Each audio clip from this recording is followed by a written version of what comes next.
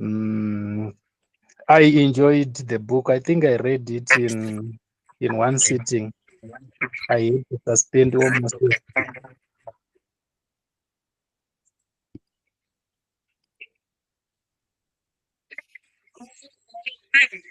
All right. So who else wants to let us know if they finished the book and how long it took them to? Hi We're guys. waiting for more people. My name is Ndeshi. I finished this book in a matter of hours. I was shocked at myself, but I really enjoyed it. It was a very easy read, so I glided right through it. It was pretty easy to get through too. The writing was, I mean,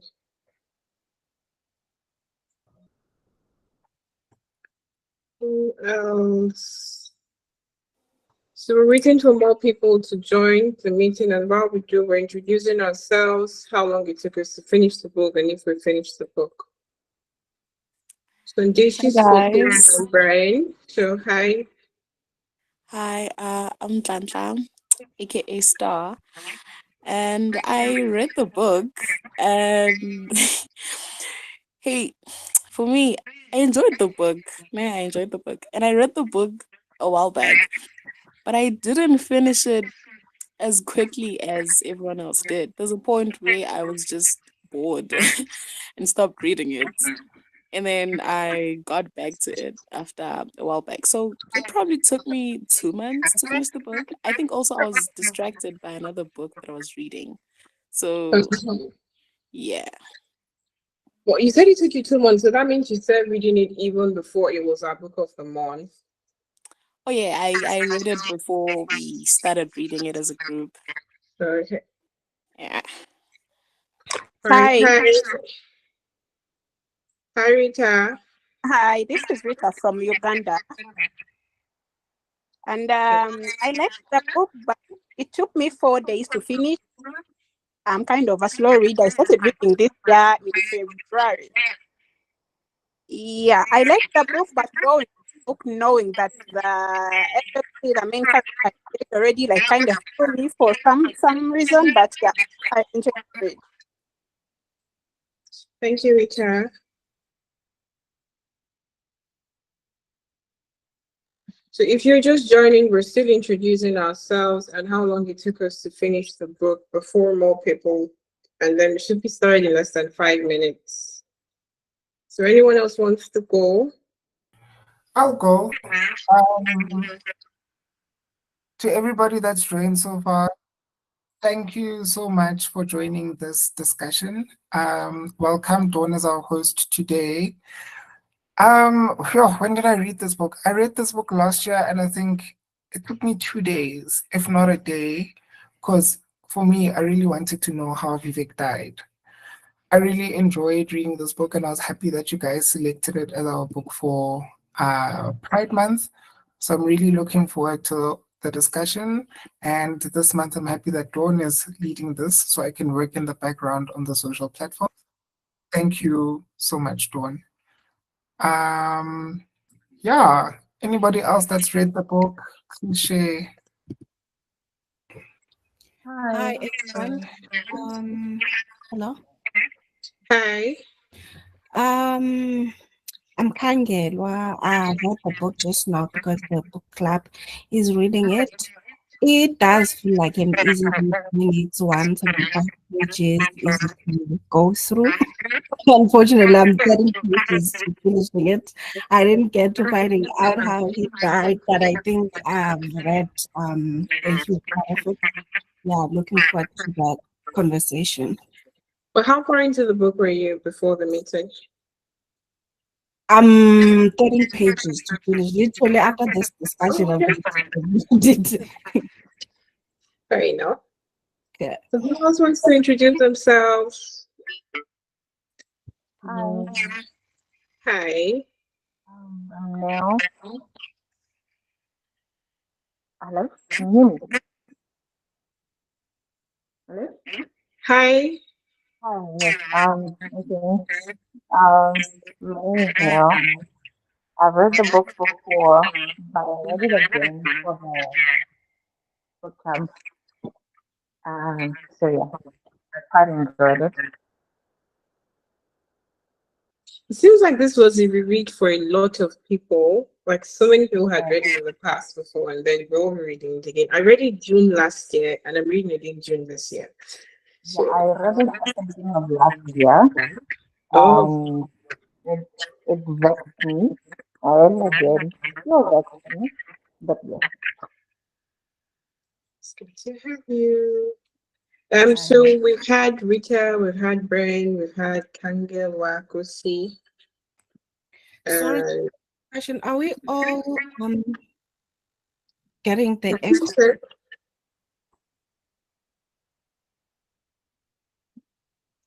I'm What saying did you say, Kangawa?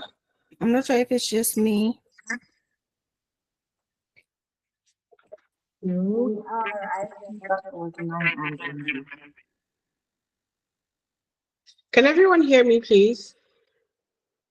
Yeah. We can hear you, but I can't hear Neo. Oh yes, I was struggling to hear her too. Oh, Sorry, maybe Dawn, you can switch to something else. is it possible for you to switch off your mic in between speakers? Because I think the feedback is coming through from your laptop. All right. Is that better?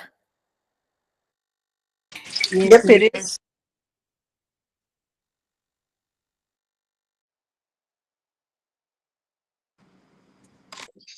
Okay, so I think we've had like 8 minutes for everyone to introduce themselves and settle in. Is there any more person who would like to introduce before we get into talking about the book? I think we can do like extra 1 minute or two of introductions. Hi everyone. I read and finished the book. I enjoyed it. It was a light read compared to the previous book. And yeah, it was a rough start. I didn't find it intriguing at all. But as I got into the book, yeah, I couldn't wait to knock off and get into it again. I enjoyed it. Arthur, should we? All right, I think we'll just get into talking about the book. And for starters, that is the author. So Akwaeke is non-binary transgender, and their pronouns are they, them. They're a bit controversial in the internet space, but I want to know if anybody follows them on social media or has read any of their works before this one and what they think about the author's personality.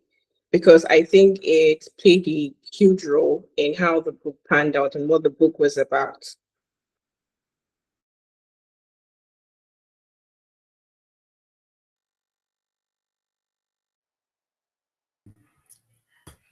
Dawn, would you like me to call out the people who like the order of answering, or will you do that? Yes, please. Yes, please. Since my receiver is affecting the feedback. Thank you.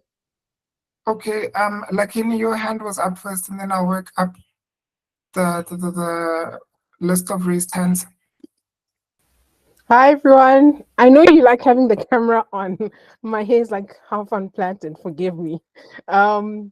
Yeah, I mean I follow the sisters, the Kgosi sisters, Emezi, yeah, the Emezi sisters. I don't know much about the controversy, to be honest, but this book was my second read from Akwaeke.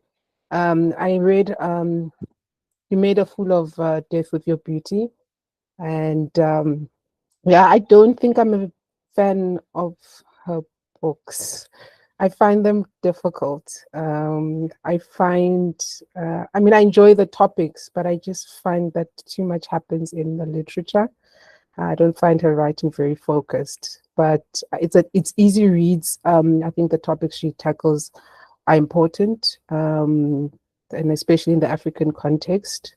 And obviously, she is non-binary, and her experiences. Well, the two books I've read anyway, she writes about kind of yeah, non-heterosexual relationships, which I think that's important. But I think when we get into the discussion, I'll give more details about some of the challenges I have with her writing. But yeah, the books are really easy to read, and they're quite quick reads. So I find them easy and enjoyable.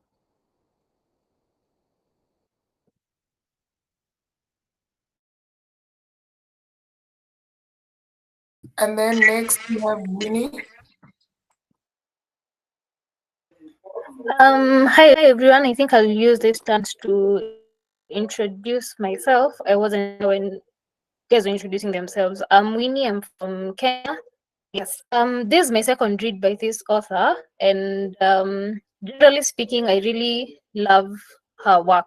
Contrary to what Lakenya said, they are messy and beautifully so. Her style of writing is easy. It's very easy to read, and it's most of her writings are, or based on the two books I've read, are short enough for you to take even a day to finish them. So yes, my review would be I really enjoy the messiness in her book, what may be like she's different from what is expected as is norm. So that is what I really enjoy about her books. Thank you so much, guys. Everybody joining the call, welcome. Going forward, can you use the proper pronouns? I don't want to be cancelled. I think they use they, them, not she. Next, I think is Ndeshi. Yes, this is my third book of hers that I've their book, sorry. This is the third book of theirs that I've read. I read Pit and You Made a Fool of Beauty. You've made a fool of death with your beauty. And I agree with like Kenyan saying that yeah, they were really simplistic reads, and I think I like to read her in between like really hectic books, because her writing is so simple. I find it quite what is it, relatable. That's why I think I like her. I like the way that they write. I like the way that they write because it's not complicated. They're not trying to like trick you with words and stuff. Simple, straight to the point, and the themes of their writing is I quite enjoy. So yeah.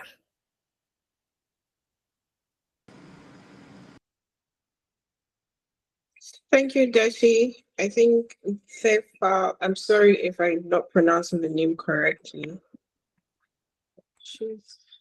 No, you got that right. Thank you. So, That's okay. okay, sorry. I first All right. read Fresh Water. I think that's her first book. I think that was in 2018, and it was an easy read, like everyone said, but It's okay. they're quite controversial in their work. If you've read Freshwater, you remember that there was a focus on them, like in real life, being a reincarnated spirit. So that's where the controversy starts from. So Akwaeke thinks that they are reincarnated spirits. So there's something in her culture they call Ogbanje. And it was just so difficult to connect with that part. So I picked up Vivek of Oji last year, June, because my friend's like, oh no, you're going to like this one. And then I read it and that thing happened. I said, okay. So yeah, we'll get to that thing later. But anyone else want to talk about their experience with Akwaeke's other works? Thank you.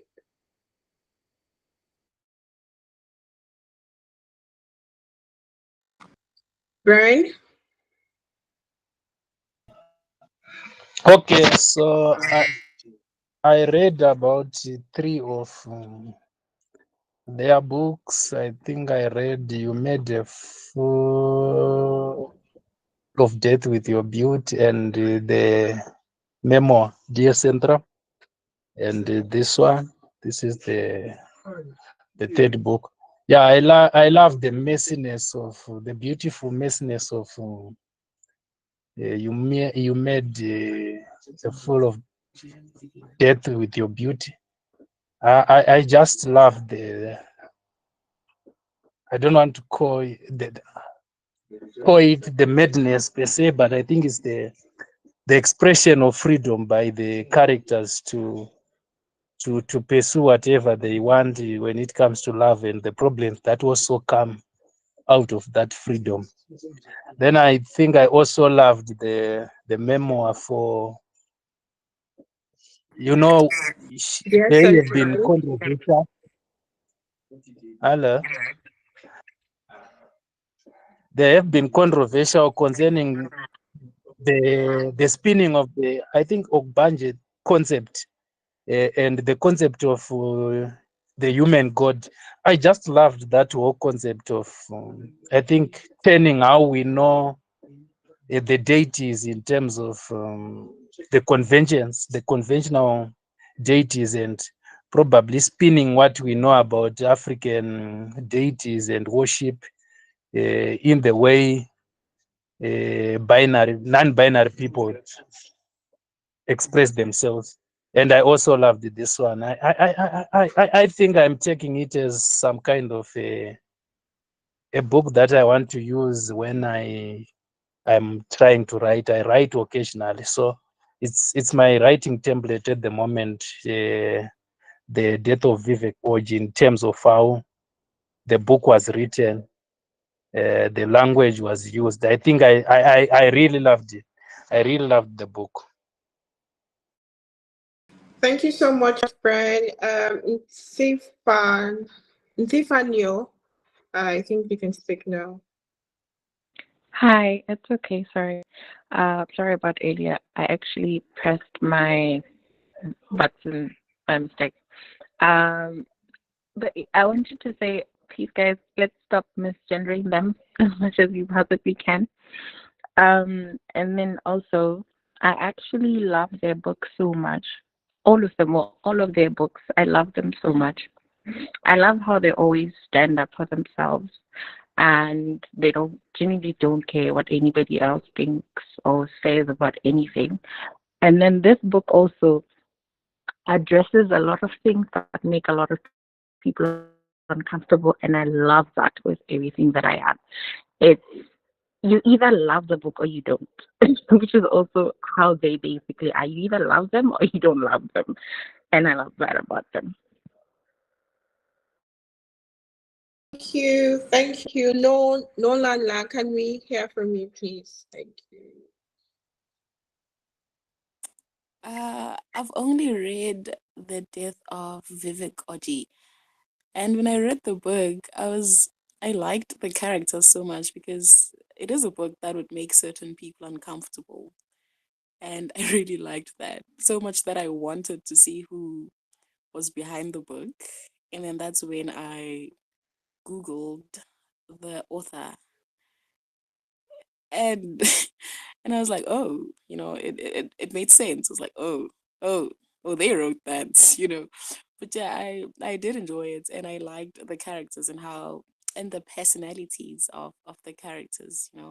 They were unapologetically gay and all of that, and it was nice. It was a good read. Thank you. Before I go on, I'm going to have to apologize. I think I have been mispronouncing some of your names. I'm Nigerian, and these are all very new names to me. So I apologize in advance. I'm so sorry. But if you hear me mispronounce your name, please correct me so I can try to get it right the next time. Thank you. Brian, do you want to say something again? Please do.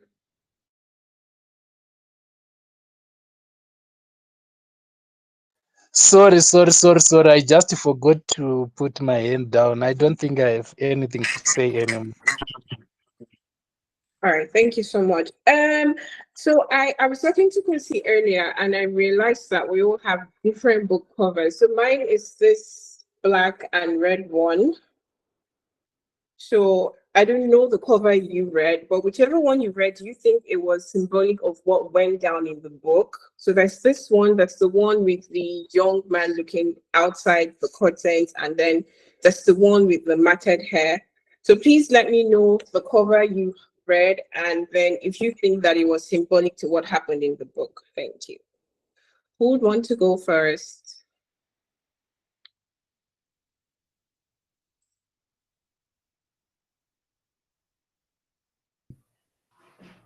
I'll go. So I have one that's behind me. This is Vivek, right? Looking outside of the window. I really like this cover. I think this is the best cover of this book. In terms of it being symbolic of the book, I don't know. I actually don't know. Maybe this could have been the scene that Vivek was looking at Osita and I don't know. But I really, really like this cover. In fact, I wish they could just remove all of these, just leave this picture like this. But show us your cover, Dawn, because I think yours is really beautiful as well. Yeah, so my cover is just a face of a young man, but in black and in red. And I think that the colors are symbolic of the grief and the danger that Vivek constantly lived in. That's the red. And then his depression too. So I think grief, death, depression played a huge role in this cover. And the thing you mentioned about your own cover being Vivek, it reminds me of the scene where he's looking outside the window in Juju's house and Osita walks in. So that was what your cover reminded me of when you showed it to me earlier. So does anyone have a cover similar to mine or similar to Cody's? Thank you. Kenny.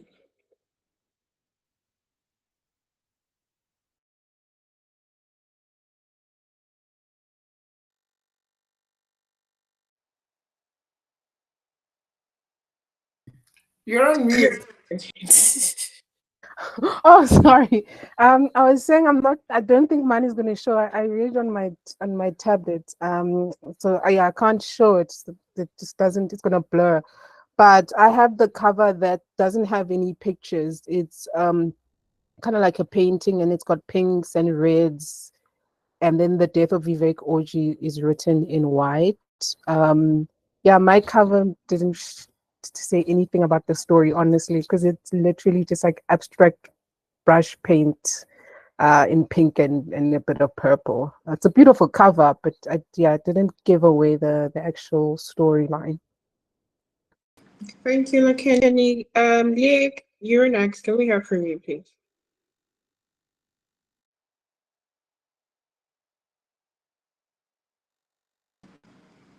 Yeah, you're next. Did you say Leah or maybe I'm hearing wrong? Okay, hi. I think you're talking about the cover. I have the brown one where I interpreted it as Vivek on the cover. I hope I had the question correctly on what you think about the cover. Is that the question? No, whether you think it's symbolic to what happens in the book or if it represents Yes. anything at all in the book. Yes, it does. For me, I had the brown cover where there's a figure who I think is male, on the cover with his hands on his waist, with their hands on their waist, and they're looking out. It looks like they're looking down, but there's a light on the other side. For me, it did symbolize the amount, the how do I put it? It seemed as though he was kind of in the dark with his entire with what he was going through, and at the same time it was kind of like a dilemma as to whether he should get out or come out to his people and to his loved ones, especially his. For me, I felt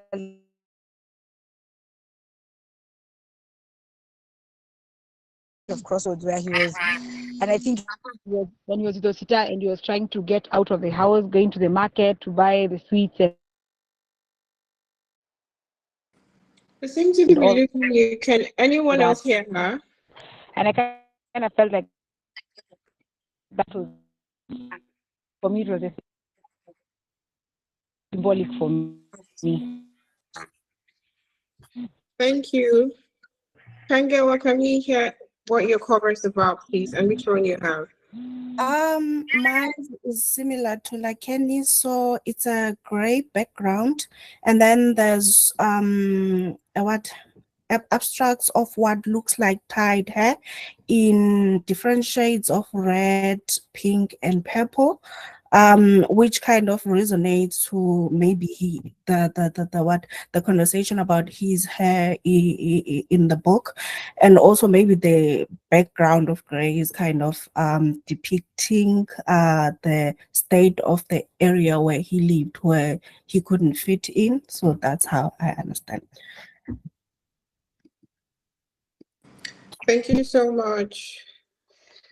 So, the most interesting or the first interesting thing about this book is, typically in books, you find out that the person died towards the end, but it's like there's a spoiler in the title. And the first chapter you read is they burned down the market the day Vivek Oji died. Right. So I want to know what's this first line in the first chapter and the only line in that chapter, what it meant to you before, like what were your expectations after reading that chapter, and how did it affect your reading experience too? So the burn down the market the day Vivek Oji died. I'm basically trying to find out what that made you expect out of the book. I'll go. So for me, when you're reading the book title, you're thinking that, like Days of Our Lives, maybe Vivek dies, but some magic comes, some mysticism comes and saves Vivek, and then Vivek died but was reborn, Vivek comes back. But one thing that it did cement that this is a book about death. This is the death of a character, and we're going to find out how this character dies. And secondly, for me, it put a thought in the back of my mind that maybe Vivek died when the market was burning down. Maybe the mob killed Vivek. Yeah, those are the two things that came across my mind when I read that chapter. Thank you, Kgosi. Deshi, what did you think when you read that line? It actually got me asking myself a lot of questions. I was like, who is the they in question? Was he murdered? Was it a plot? Why would they kill Vivek? Did he do something? So it really, I think, made me more interested in seeing what the book was, which is probably why I finished it so fast, because I was dying to find out who did what to Vivek and why did he deserve to die on the day that the market burned? Or did they burn the market because he died? Who knows? Thank you. Drake, can we hear? Hi guys, am I audible? Yes, you are. All right, lovely. So I was gonna say, when I read it, it actually also reminded me of a Toni Morrison interview that she did with, who's that man? I forgot what this is, but it's on YouTube, and I'm sure a lot of you guys know it. When they were asked about, when Toni Morrison was asked about how she writes, and she says that she puts the entire plot on the first page, like exactly what's happening on the first, and then if the reader wants to accompany, then they will go further in and find out like the details and the nuances. So I really like reading books that have that kind of structure. And I think what that symbolized for me was it's such a dramatic event for the market to be burned down, for it to be burned as well, like it was an intentional action. And then there's also death. So I knew from the title of the book, Vivek Oji dies. I know that there's going to be a death. How does a death come about? What's the mourning? What happens before the death? What happens after the death? Who causes the death? And then when you find out that there's a fire and there's a marketplace, there's all of these things that you kind of want to piece together as a puzzle to be like, oh, this is the whole story. And it was just really beautiful to basically to piece everything together and be like, I basically know how the book is gonna end, but I don't know what happens in between, and it's so beautiful. It's amazing. Thank you, Drake. What did you think when you read the first line in the first chapter and the only line to it? Winnie, I think she still has some network problems. Can you let us know what you think? Okay, she's back up. All right, Winnie.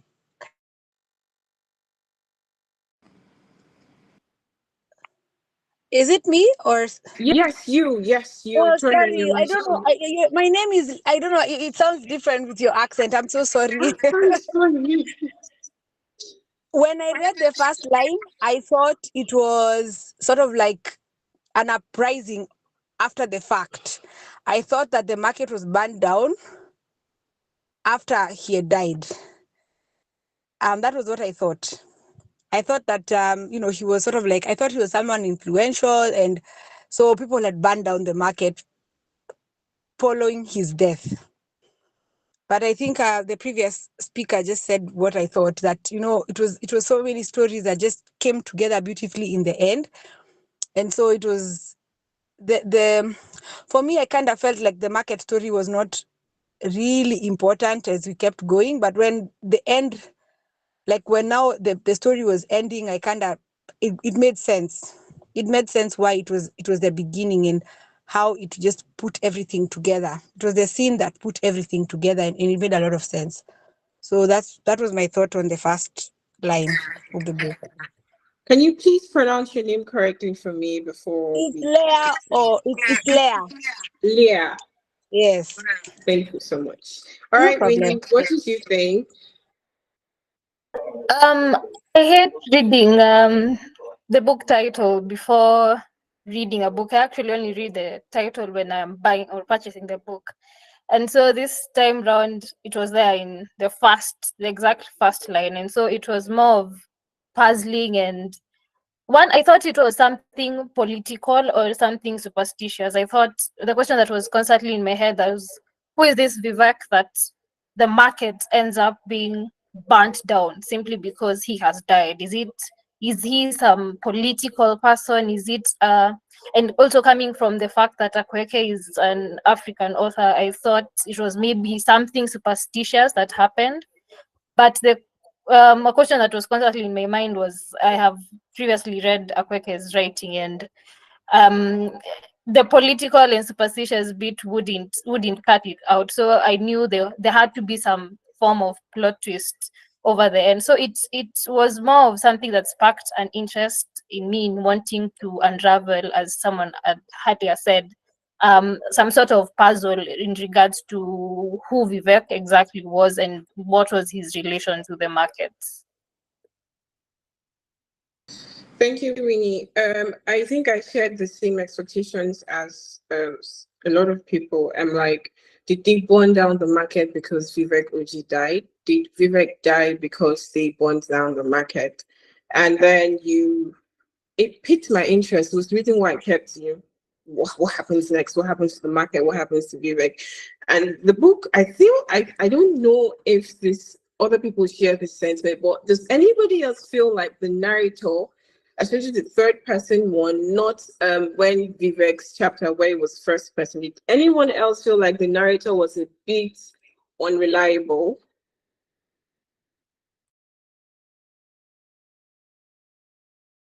Unreliable how? There were points in the book where, there were hints that were being dropped to divert our attention from what it actually was. I don't know if anyone else picked up on that while reading, but I did a couple of times. Are you referring to the incest? Yes, there was a hint about that. There was a hint in the first couple of chapters, but if you don't pay attention, in fact, the first time I read it last year, I did not pick up the hint. It was when it finally happened, it clicked in my head. But this time, I picked up the hint and I'm like, ooh, is this what they were trying to say here? Okay. What was the hint? What did you say? What was the hint? And then Drake can speak after me. Okay, the hint regarding the incest was the one where he's reminiscing on Vivek being alive, and he says it left him hard as desire. So that was the first hint to Vivek and Osita's. All right, Drake, let me hear what you have to say. Hi guys. I think with the narrator, I kind of got lost with the death of Vivek Oji because you only find out how Vivek dies. Is he killed? Is it natural? Is it, spiteful? Is it health reasons? But you only find out towards the end. And I think as we are going through it, because Vivek's identity in the place that they are in places them in danger. So we know that Vivek dies, but the narrator does not place blame on anybody through their language. Like the narrator doesn't say, doesn't use words where it says Vivek deserved this, or Vivek might have incited this or something. And then even when you do find out how Vivek dies, there's still sympathy for the person who caused that. So I think the author might have been, I would like to believe the author might have been intentional about being very observant and non-judgmental about the whole theme of death around Vivek's passing. Thank you, Drake. So, a very important theme in the book is Ahuna dying and Vivek being born. So that's reincarnation. I want to know if anybody noticed any similarities between either character or otherwise between Ahuna and Vivek, since Vivek is Ahuna reincarnated, like come back to life. Did anybody notice any similarities between their personalities at any point in the book?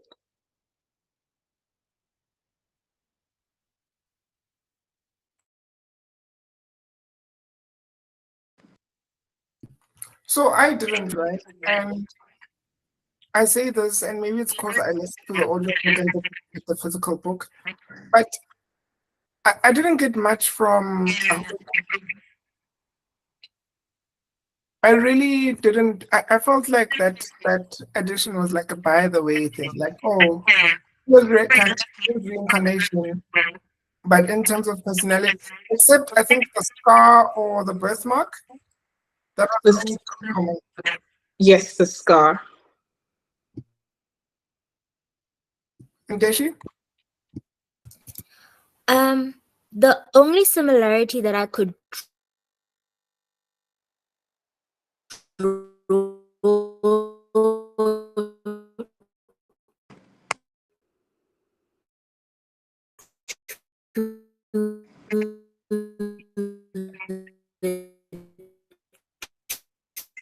Can you hear me?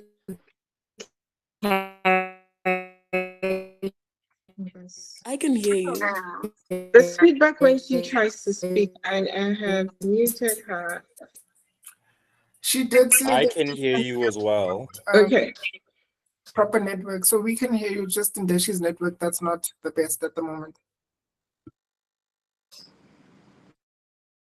was how people are drawn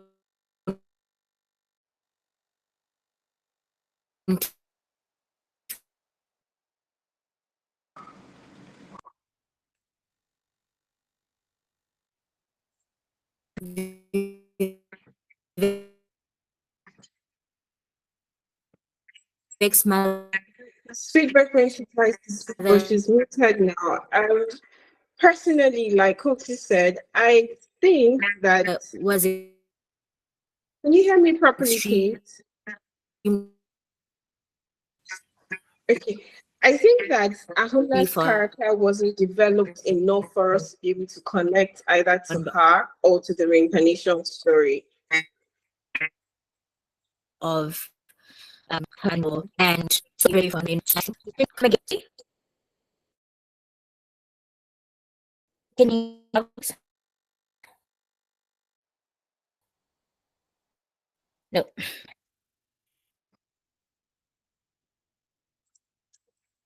Okay. Sorry, Don, please go on. I think that Ahuna's character wasn't developed enough for us to be able to connect to either her or the connection between she reincarnating as Vivek. Yeah, it was the same thing where things go wrong and Kapita is like, Ahuna would have been able to sort this out, or Ahuna would have known what to do. And when I got to that point, I'm like, we didn't even get to know Ahuna enough. That's Chika's mom. for us to know what she could have done and what she couldn't have done. So I think that we should have been able to know more about Ahuna, but I didn't really feel any connection or any similarities aside the scar on their feet. Yeah. This is a very general question and it has a bit of spiritual undertone to it, but I want to see who believes in reincarnation and who doesn't. So if you believe in reincarnation, why do you believe in it? And if you don't believe in it, why don't you believe in it? Brian, your hand is up and then Lakini. Okay, so I wanted to speak on concerning probably the previous question. I don't know if I'll be addressing it or I'll be addressing something else. I was just fascinated by the connection between the birth and the death, how it happened on the same day, and how it affected the death of the grandmother and the birth of Vivek, and how it affected even the atmosphere, not only of that particular day, but of each and every day when of each and every birthday of Vivek. So it will in a normal setup, in a different kind of setup, not a normal setup, a different kind of setup. The birth could have been a day to remember, to celebrate that someone was born into the family. But it's in this scenario, it came up with bad memories of how the grandmother left. And I don't know if it's just a question for probably for all of us to ponder on. Do you think in a different kind of setup, Vivek would have been alive, or a death itself symbolized, or the death itself heralded the death? It was some kind of a communication. But when it comes to reincarnation, there are certain things that makes me think there could be some kind of thing. I don't think when we die, we die.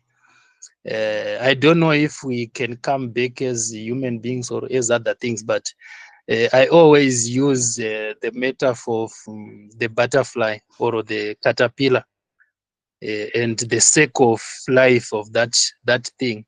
It has to die first, or it has to go into the ground first for it to come back as a butterfly and lay eggs, which turn into pupa and larva and whatever, so that and the cycle continues up and unless something happens to the caterpillar and it is swallowed by some evil beings who doesn't eat plants, who do not eat plants. So those are my 2 cents. Thank you. Thank you so much, Brian. We'll hear the Kenny speak and we'll come back to your question, please. Thank you.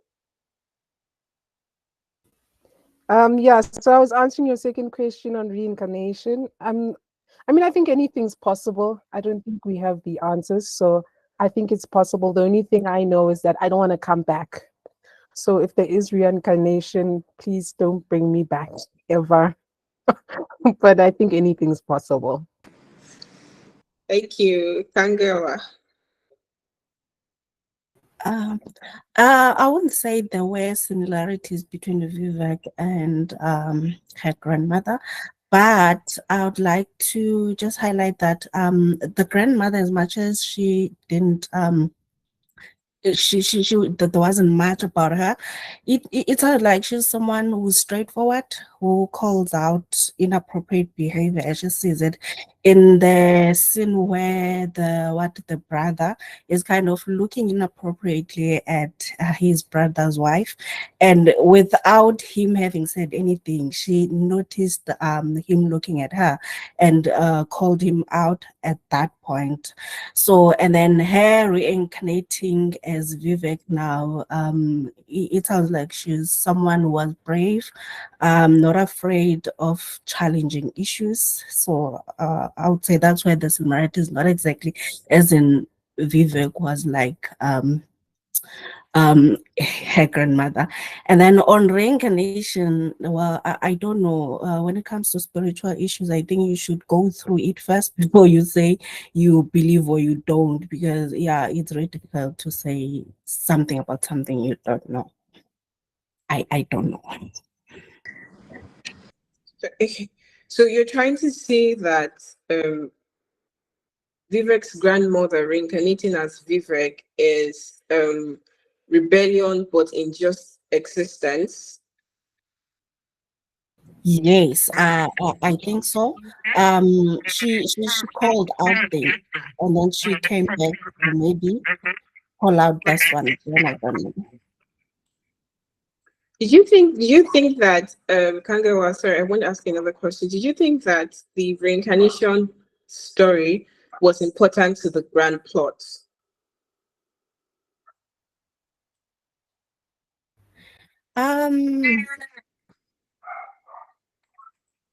I think maybe it was, because I kind of questioned it on where now Beck develops a relationship with his cousin.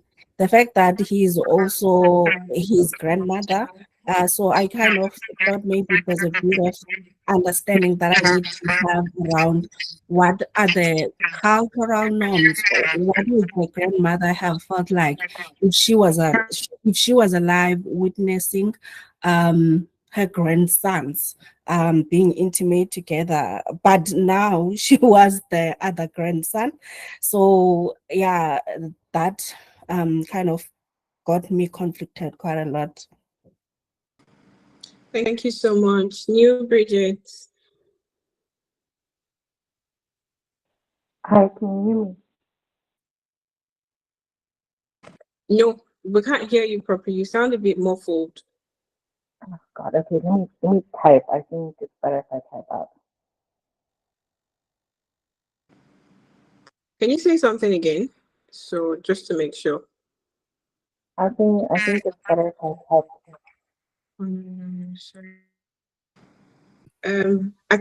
We still can't hear you. So why don't you check with your network and we hear what Winnie has to say concerning reincarnation? Thank you. She said she's gonna add her comment in the chat. I'll read it out. Oh, okay. Thank you so much. Thank you. Winnie, please.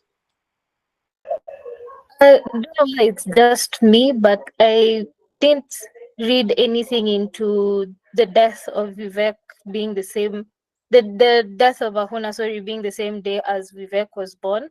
According to me, it was just an illustration as to why Vivek's birthdays were always insufferable. So I wouldn't speak anything directly into reincarnation. I just think, in my opinion, it was mere coincidence, and the author brought it up to just clarify as to why Vivek's birthdays were insufferable, and the sort of family unit that would have been there had Ahuna been, since they talk about how if Ahuna was there, she would have known what to do.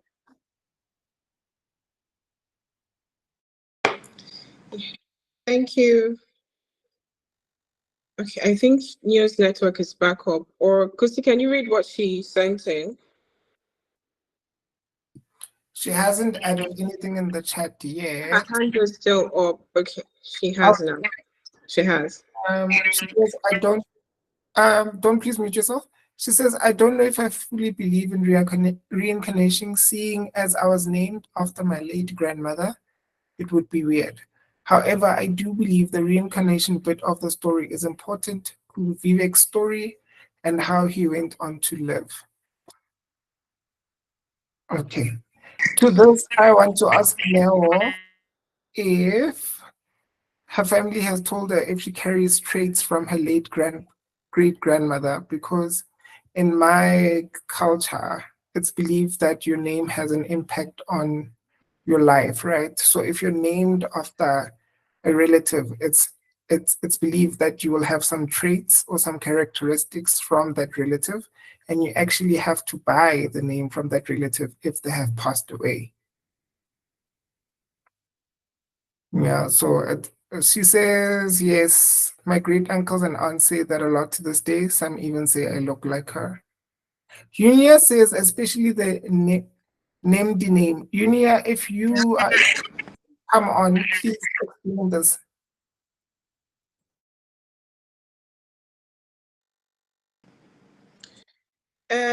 What you're saying about the Nemdi name, I think I have an idea. So Nemdi is Igbo for mother is, like mother exists.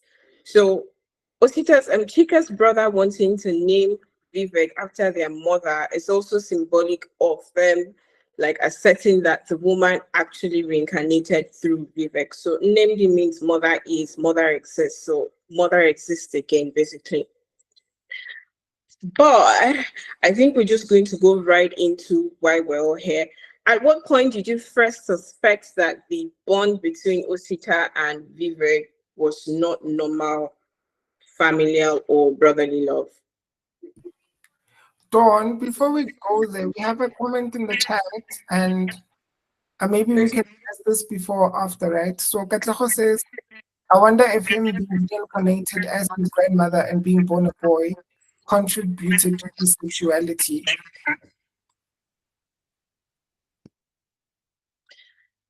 I think Akwaeke was trying to draw a line. I agree with Katlin. They were trying to draw a line between reincarnation and Vivek being trans. It may seem like a reach, but I think that's what they were trying to do. I've read a paper that had like an argument one time about transgender, the reincarnation to transgender pipeline. So it's an argument. But I want to know what other people think. Do you think that that's what they were trying to do? That's a quickie, I mean.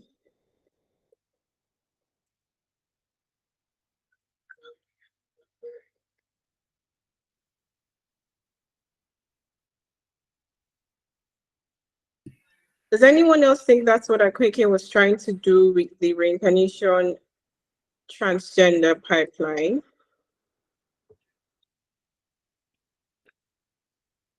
Oh. Go ahead, Drake. Brian will continue after you. Okay. Sorry.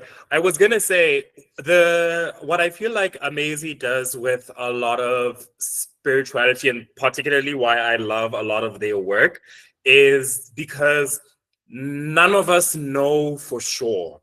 We all have beliefs and we all have inklings. So, and we all have inclinations. So the pipeline, like the way that it's believed to be now, something similar to how they wrote about in Fresh Water, and how there's always a spiritual, what is it? Like a spiritual influence, like a major spiritual influence as to regards to how we are today in this life. Like we don't just exist by ourselves, but there are other worldly influences in this. And an explanation that could be offered could be, you know, one of reincarnation, one of spiritual influences, one of ancestral veneration, one of acknowledging things that we cannot see, touch, or hear, but we have faith and we believe from older knowledge that those things are real. So, yeah.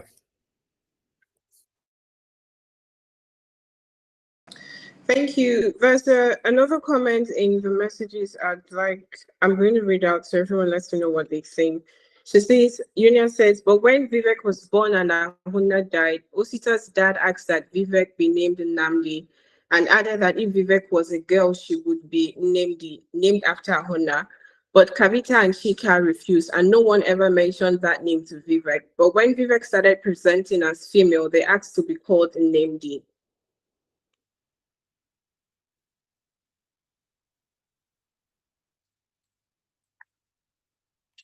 You're muted, Kgosi. If you want to say something, yes. I'll say something that Brian can go after me. I read Unia's comment as well, and I was just wondering, was this ever mentioned to Vivek, or did Vivek just one day say, you know what, I actually want to be called Nemdi? I think it was spiritual coincidence. To further, there were different points where they were trying to ascertain that Vivek was actually reincarnated, and that was the final one because no one mentioned it to him. They had never mentioned it since the day of the naming ceremony. So I think Akwaeke was trying to show a spiritual undertone to confirm that Vivek was actually reincarnated. Brian, please. Brian. Yes, so yeah, I loved what Drake said concerning how sometimes we exist even out of our own selves. But I wanted to, I don't know if it's the same elsewhere, but I think in South Africa, what there is some book Kgosi, I don't know if I no longer know the title, but the book something I think of probably men who are possessed by their grandmothers and vice versa, women who are possessed by their grandfathers who carry the spirit of their forebearers who are possibly of different genders. So I don't know if also Akwaeke was trying to move in that towards that dimension, but I'm also worried about that concept of reincarnation or of something that happens so immediately. Because remember, I don't know if I misread. I would like to know the difference in years of probably when the death and birth happened, but also that whole idea of them thinking of naming him otherwise. What was the logic behind that? What have they observed? Were they any hints even to the parents of probably a different kind of outlook on Vivek's being, his outward being, that made them think he could be named that name which they didn't want to tell him about? So it also probably points to societal double standards or society's way of suppressing certain identities. That's my 2 cents. Okay, I'll answer Brian's question before Kango speaks. Vivek was born the same day his grandmother died.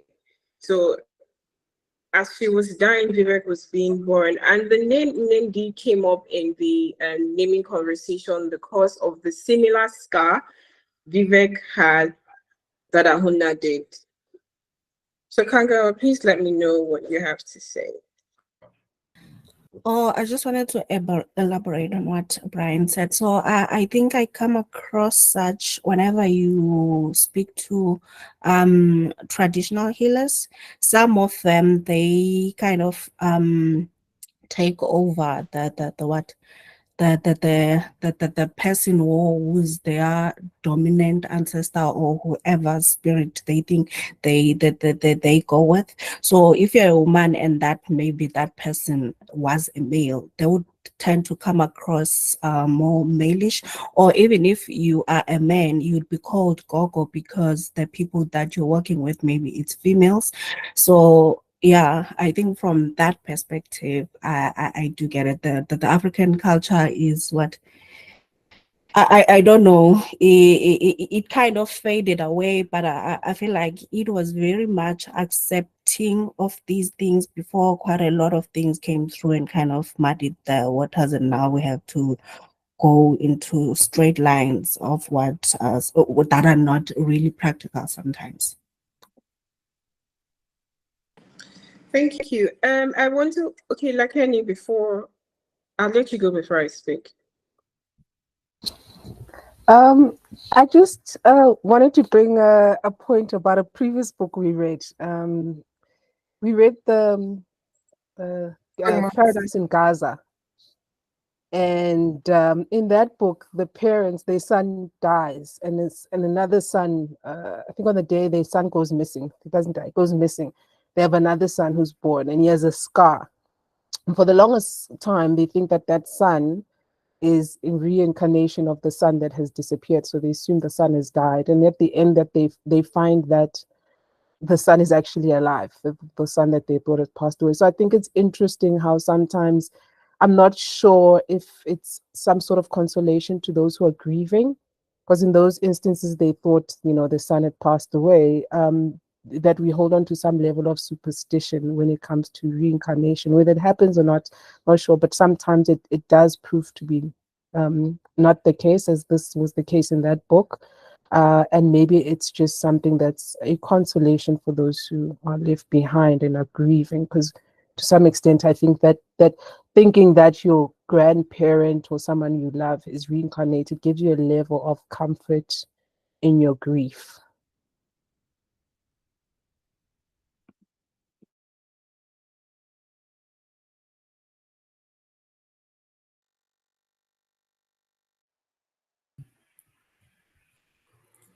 And I think Dawn has network issues and fell off the meeting. Before she dropped off, she posed the question and said, at what point did you realize that there was an affectionate relationship between Osita and Vivek that wasn't platonic? For me, I can't remember, I think, but reading the interactions the first few times, I was just suspecting something. Kangelwa, I noticed it when Vivek's mother picked up the cousin when he went on a drinking spree and he was taken advantage of by this man, and then he was kind of recalling that, and then he kind of mentions that he only first felt like when he was with Vivek, and I kind of picked up that they were intimate way before the book kind of becomes clear about it.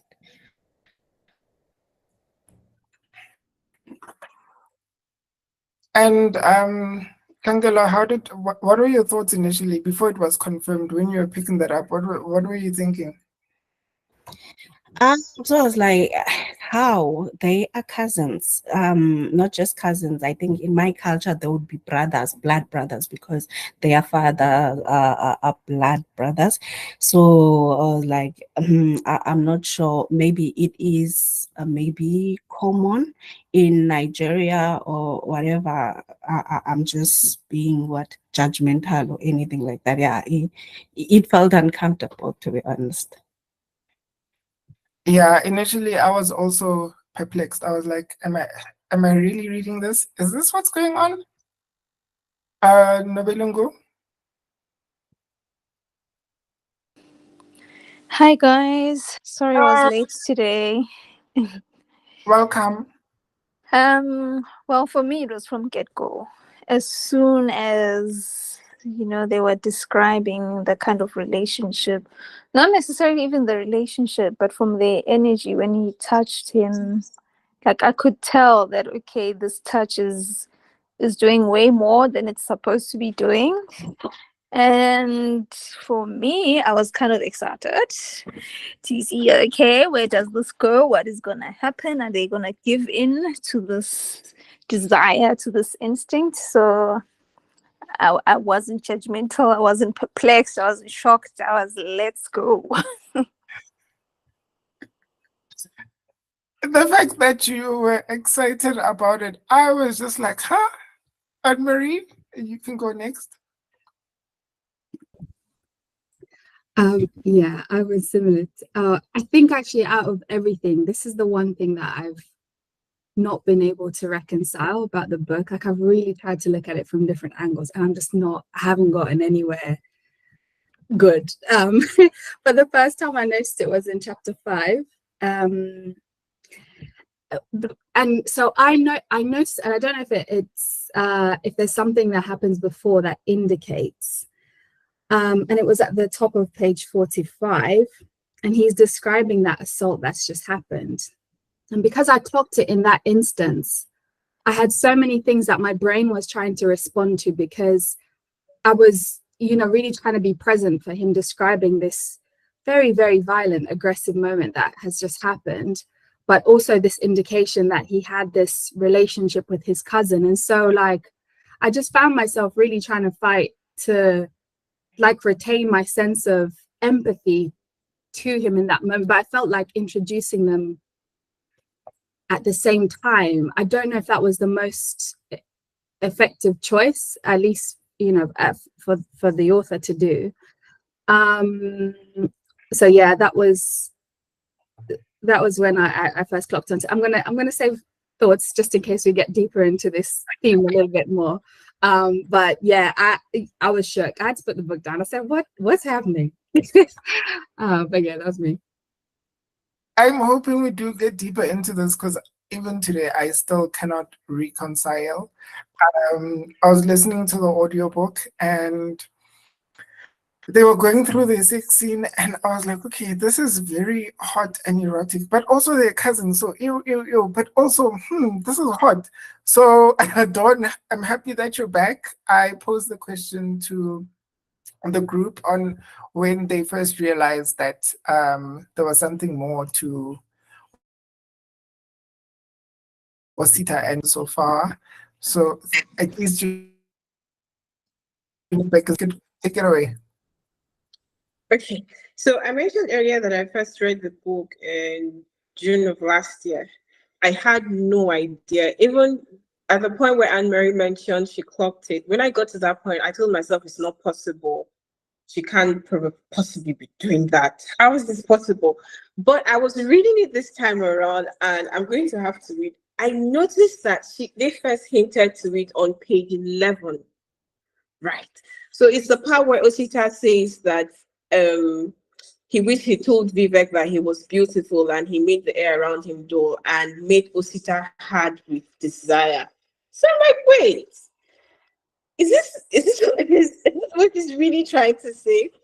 And so I had to highlight that part in my book, and I kept reading, and then the part where they finally do the thing, I'm like, but I spoke to someone, and the argument was, if we're comfortable reading books about murder or where the main character is a murderer, why are we so fidgety when it comes to incest? So why do we draw the line at incest? We read every other kind of book. Why is this such a big deal? Cause okay, and I'm gonna take it back to Neo's comment in the chat, right? So Neo says, I love that we are all conflicted, but because at first I thought I was weird for thinking things are getting steamy between them. But I was also like, it's not new. Historically, cousins have gotten it in. So for me, and rather for my family, or say, it would be weird for cousins to be together. It's just like a no-go area, right? But if I take it away and I look at a broader lens, and I've actually had a back and forth with Dr. K on this, right? So I think in the Sipedi culture, you can marry your cousin. And I also know in the Islam world, you can marry your cousin. So it's something that's there, but I don't think it's spoken about. And it's something that we don't normally read about, right? So murders and whatnot and crime, it's something that we see daily on the news. So we've sort of become accustomed to it. But this, and also because it was two male cousins, I was just like, wow, I did not expect this from this book. Who is up on the list? Lakini. Yeah, so I think we're just uncomfortable because we're not used to it, right? I read it and I was just like, oh, okay, because I thought, well, if the royal family can all be cousins and be married, why can't everybody else, honestly? And I just think it's one of those things we're conditioned and we don't question it. And in the beginning of the book, for example, when the dad is like attracted to the brother's wife, right? It's also something that's taboo. So I think the book set it up that you kind of already are tackling with issues that are very taboo, according to our cultures in this current moment. But I do think it's one of those. It's nurture and not something that's nature. I just think we're conditioned, and that's why we kind of recoil. But with time, if it becomes norm, I don't think people would recoil, and it's an expectation, as I said, of the UK royal family. Incest is their thing; it's in their bloodline.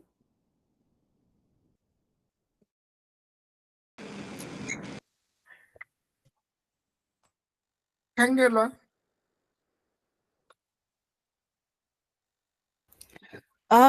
So for me, I feel like maybe the author just wants to highlight that there are things that we know are forbidden, but we don't know why. We just get or we just go on with life without questioning them. Because even though I felt uncomfortable about this, I kind of challenged myself to say, but what's wrong with it? Because it is just sex between human beings. What makes it appropriate with a person who's not your relative, and it's wrong that this person is your relative? What's the worst that could happen? What's wrong here? Why am I uncomfortable with this? Is it because I was told that it's wrong, and then it comes back now to how Vivek is not allowed to be himself because it said that it's not appropriate? Are we just accepting things because it's said to be normal? Or what's so unnatural about it? Because if you can't develop the desire for your relative, then is that unnatural, or what's unnatural is not being allowed to? So I just got a comment on. Thank you so much for your thoughts, Kangelwane. I just got a comment from TikTok where somebody was saying they were rooting for the incestuous relationship. I want to know, was somebody else rooting for it? But before anybody else answers, Drake's hand has been up. So Drake, please share your thoughts.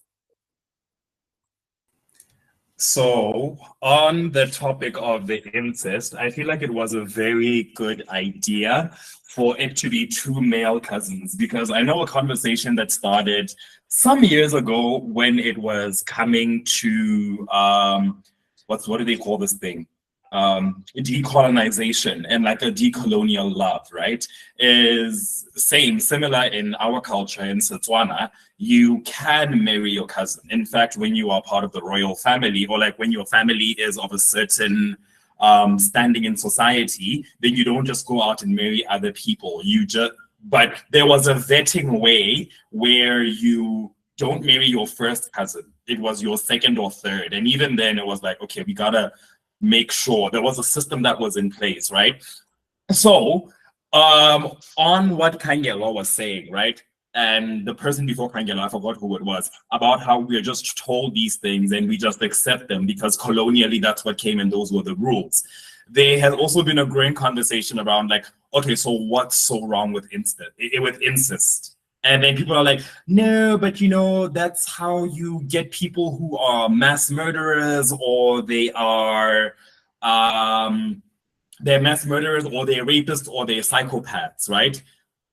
Now, if you make it a queer incest relationship, then you've taken away that argument. Then it becomes a thing of, yeah, it's two consenting adults, it's two cousins, what's so gross about that? And I honestly used to recoil at the, I would say when I was younger, I used to recoil at the thought of incest. I was like, oh, what the fuck, that's so, don't do that, that's nasty. But then when I started thinking about it from a queer perspective, I'm like, yeah, there's nothing wrong with it, actually. So even when I was reading the book, I remember thinking, this is fine. Like, this is okay. Like, if you like it, I love it. Go ahead and live your best life, So Drake, you were rooting for the relationship. I thought Vivek was going to find love, and I thought Osita was going to live. We were gonna get a cute sequel where we were gonna get their romance story, and I saw absolutely nothing wrong with it. I was like, I want more of this. I need more of this. Quite a controversial book, but let's hold that thought. Anne-Marie, your hand was next, and then Nonhlanhla, and then Dawn. I appreciate what Jake has just said. I think for me, when I take a step back and think about the incest, the most significant issue I had was that it didn't feel like it was adding anything substantial in terms of building empathy for the characters. It didn't feel like it was doing that in the narrative. I didn't understand the reasoning for it. And I think considering we're already working with quite significant themes, queerness, and we're situating that in societies, multiple societies where we're trying to build empathy still, we're working towards equality, it felt like it served more as a distraction rather than like deepening that sense of building empathy. But also I think another issue I had was it felt a little bit like that decision was playing into this really problematic ideology that we find ourselves in, that kind of hypersexualizes queer people. And I know that queer people are often having to work really hard against that, to be seen as just human, you know, not like hypersexual beings. And I feel like the incest did that because it was like, oh, this is such a focus, to the extent that, you know, they were willing to break even more social norms. And I think the decision to then make Osita, after Vivek's death, liberal, let's call it liberal in his choices with people, I feel like it just fully affirmed that ideology. And as a reader, you have to work hard to like disrupt that and see something else that's happening in the book. But I just feel like the decision to include that was a distraction. I don't feel like it was adding the kind of depth that would have helped us come to a more wholesome place, I think, in thinking about Osita and Vivek. For me, anyway. Thanks so much, Anne-Marie. We have a comment on TikTok that says that somebody says they feel like we're not interpreting Osita's and Vivek's relationship correctly. So I'll just leave it there, and then Nonhlanhla, and then Dawn. And then Dawn, you can take over. Sorry for this.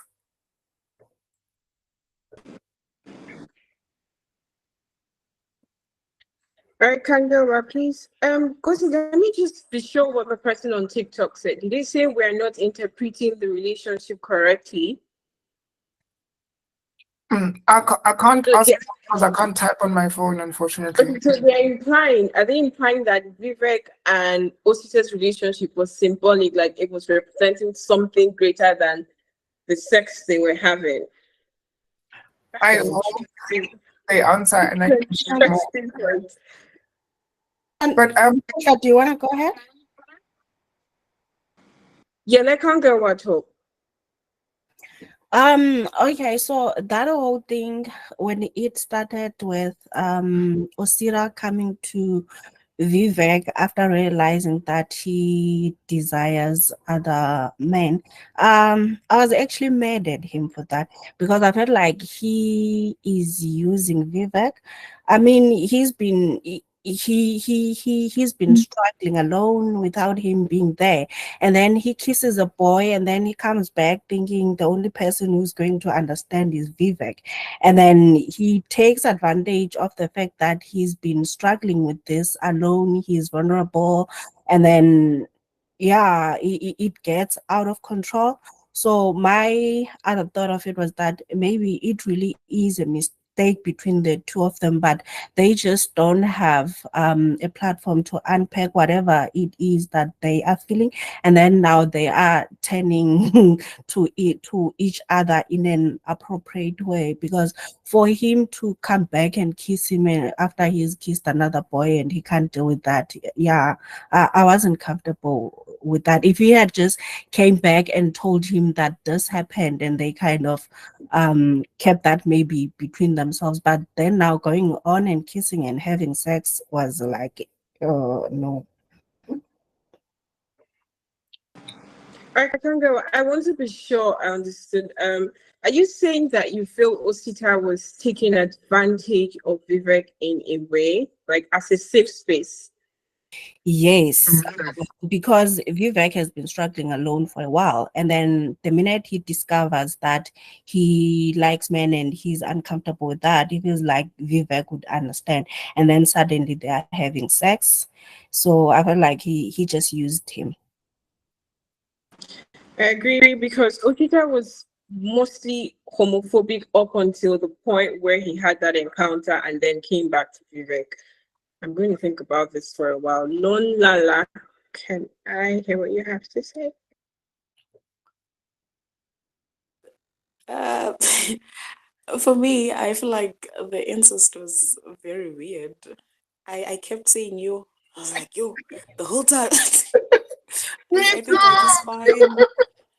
I just find incest very weird. I don't know. I really don't know. I tried to be woke about it, but I just could not. I did not understand it. And I don't know. Also, it felt very normal in the book. It felt like it was, normal. So I was wondering if it's something that's actually normal in Nigeria, because in South Africa, it's a crime.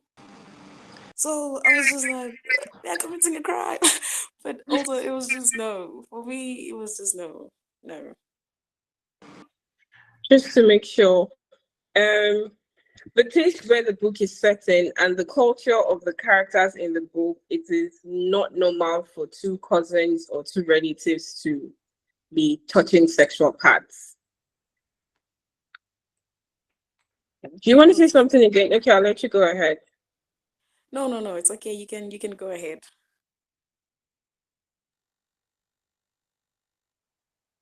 All right, no Belungu. Hi, Dawn. So I don't know. I feel like maybe I'm the odd one out because for me, I felt like the incest part was very much needed in the book. In fact, for me, it was pretty much maybe second, like most important theme to the book, other than the queerness in terms of exploring that topic. The second biggest topic was the incest, and it was necessary and it was needed.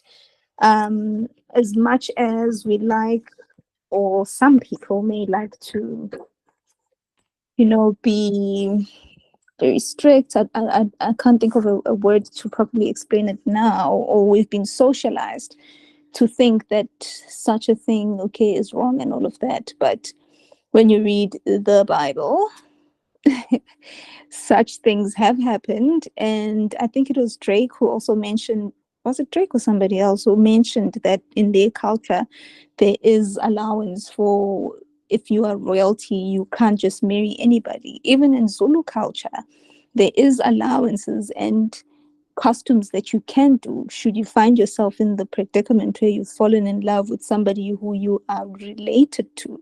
But obviously it's not, as close of a relative, but the fact that you are related, it necessitates that you go through certain rituals to kind of appease the ancestors and to ask permission that you are able to now marry this cousin of yours. What else did I want to say?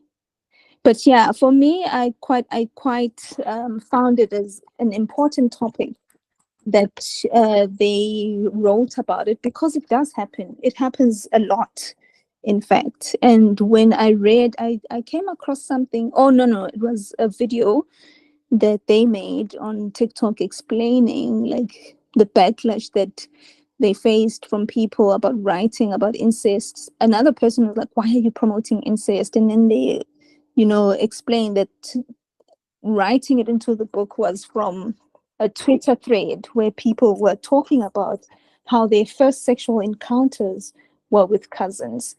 So, it's not something that doesn't happen. And yeah, I'd say it happens a lot. I've heard of it happening a lot. I've witnessed it. So for me, it wasn't much of a shock. It was quite refreshing to see somebody actually be brave enough to write about it and to include it, you know, as one of the most important themes of the book.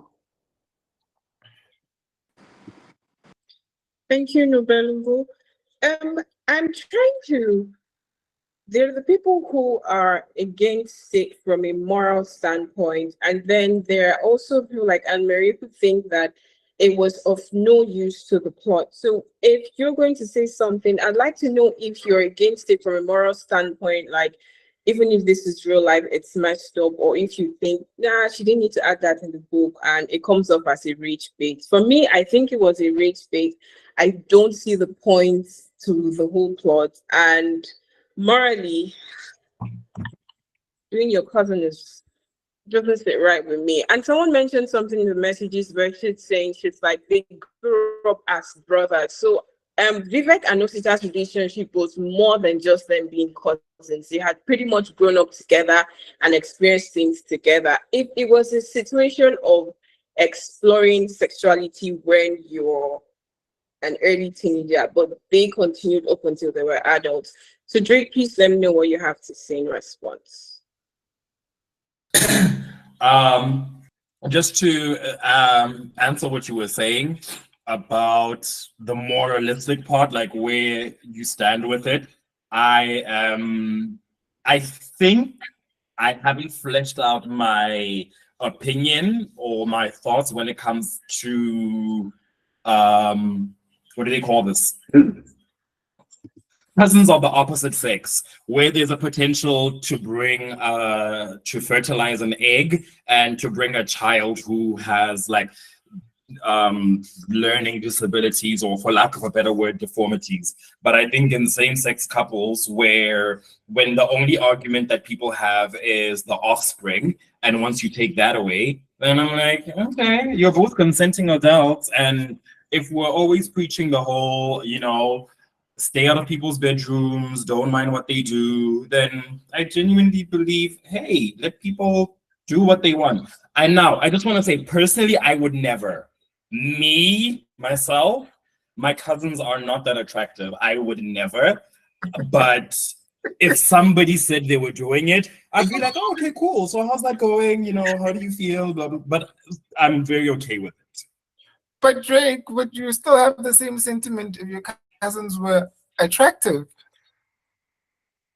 I don't know.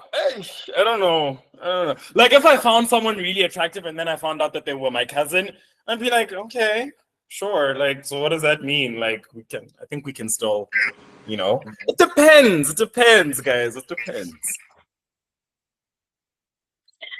You know, the reproduction point you brought up now is it had me really thinking, because you're right, the argument against ancestral relationships has always been reproducing, but in gay relationships they don't have to consider that as a problem.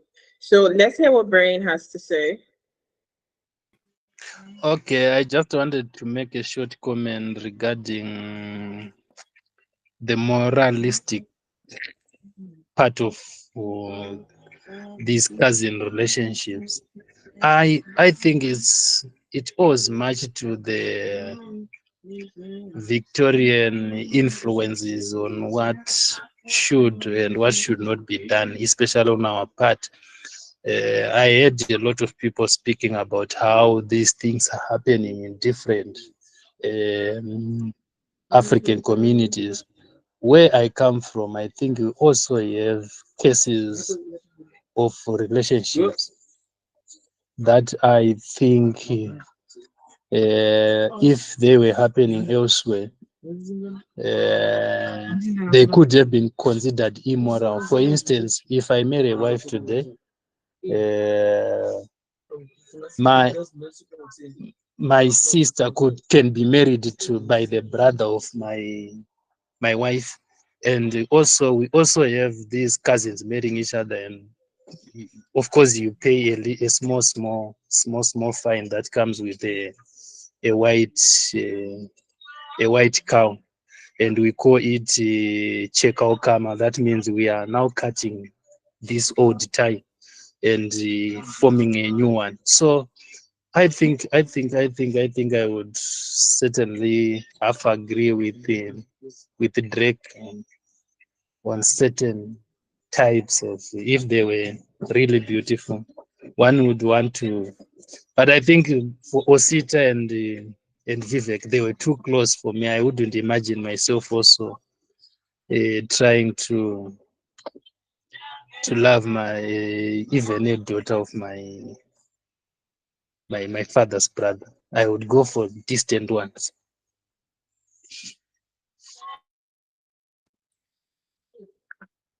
I agree with Brian. The connection between Brian, do you want to say something else? Your hands are still up. Brian? Brian? Hello, what did You we want to say take? something else? Your hand is still up. Okay.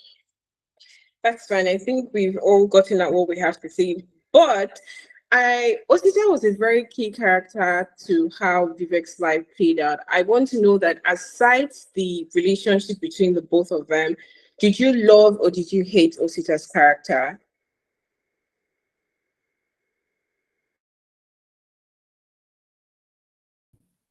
I don't know. I don't know if it was likable.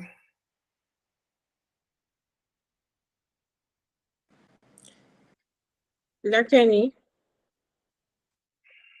I feel I share the same sentiments as Kgosi. I don't think I liked any of the characters in this book except for Vivek, in all honesty. Um, I Someone has written that they thought he was a coward, but when I place myself in his shoes and give him grace and empathy in the kind of context of being in Nigeria, etc., I do think that it it would have been difficult for him to come out, right? Um, and so I understood some of his decision making. It didn't make me dislike him, but I was quite indifferent to him as a person. I did think that he kind of took the easy way when it came to protecting Vivek, especially before discovering his feelings for him. I don't think he always did what was in the best interest of Vivek when he needed him the most, and Vivek showed up for him. So I don't think their relationship was as balanced. And for that reason, I didn't particularly like that aspect of his personality. But I do understand a lot of his decision making, and I don't think he was a coward. I think, he was placed in a very difficult position, and in the African context, especially in countries that are very homophobic and not as open and liberal, I do think it's easy to kind of give those kind of titles, but it is a very difficult and dangerous position to find yourself in. So I gave him far more grace, and understood his decision making. Thank you, Kangawa. So I think I do understand why he behaved the way that he behaved, because it seemed like it became clear to him that he is gay slightly later, because initially he thinks he's into girls, and then when he looks at Vivek and then he gets these uncomfortable feelings, he is scared, he is worrying, he's hating himself, and then maybe him distancing himself is him struggling with his own demons. So it's kind of in a way he was struggling just like Vivek as well, because he was also gay and he couldn't be openly gay. So I don't like the way that he behaved, but I do understand that also he also carried this weight as well. So it's difficult to say, I liked Vivek and I didn't like him because, well, what else could he have done? Thank you so much. I think Kangawa and Lakeni are empaths because, oh my God, take it easy, put yourself in his shoes. I didn't like Osita, but Nobel Gold, let me hear what you have to say. Okay, I also didn't really like Osita much. While I did have empathy for him, I found him to be quite selfish and yeah, selfish.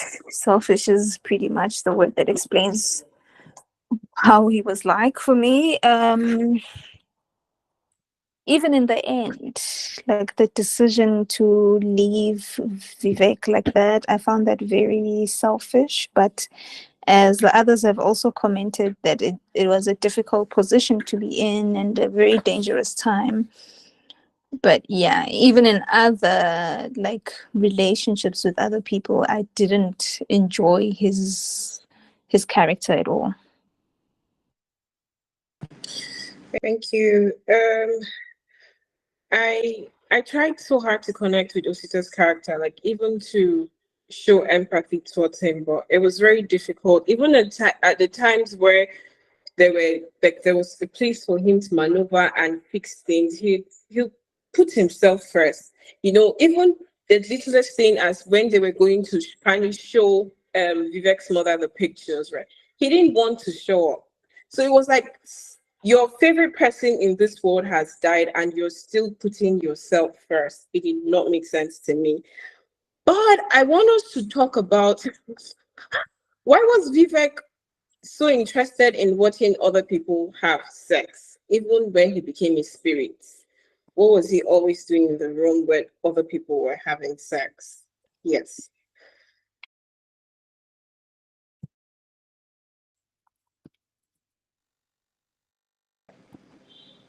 Drake's hand is up. I'm not sure if he's answering that question directly. Okay, so I'm not sure about why he was there to watch and have sex. However, but I just wanted to go back to Osita's part. I found myself disliking him, but also having a lot of empathy for feeling like I feel like we need a separate book for him. I want to hear his story and I want to hear his thoughts, because from a narrator's perspective, there was a lot of words and feelings and backstory for Vivek. So it was like, okay, cool. I understand Vivek's motivations and intentions. Whereas with Osita, it's very simple to write him off as selfish, a coward. But I was always just holding space for, no, man, I think there's a complex character happening here. I really want to read more about why this boy is the way that he is. And am I hoping for a sequel, or I'm hoping for like a spin-off where that character can be a bit more fleshed out? Like Kgosi? I am of the view that we already know Osita's story. Like, if Osita had, if he had a book of his own, I don't think I'd want to read it. For me, Osita is the typical, I'm a guy who's straight acting or masculine presenting. I really like boys, but because of society, I am going to date a girl. And then, oh, there's a guy I like, let me explore something. And then, oh, I'm really not going to commit to this. I'm already getting that vibe from Osita. So for me, I think we already know Osita. We already know Ositas. So I wouldn't really want his POV. I agree with you. I don't care what Usta has to say. But yeah, does anyone else? I think the part where Vivek always liked to watch was because of how restricted his sexuality was. He was trying to live through other people having sex. Does anybody else feel the same way? Especially like after he passed and Osita was having sex with Juju. And then there's a point that switches to Vivek's POV and he's like, oh, I was there with them and my hands were on her waist. I kind of feel like he's trying to live through other people having sex because he couldn't have sex as freely or like fully explore his sexuality while he was alive. Can't get what, please. I agree with you. Well, in this story, there's no community for them. He is friends with only girls. The only time he's interacting with boys or boys that desire him is when they are taking advantage of him. So yeah, it doesn't look like he had much to choose from. So he had to take whatever little was at his disposal. Yeah.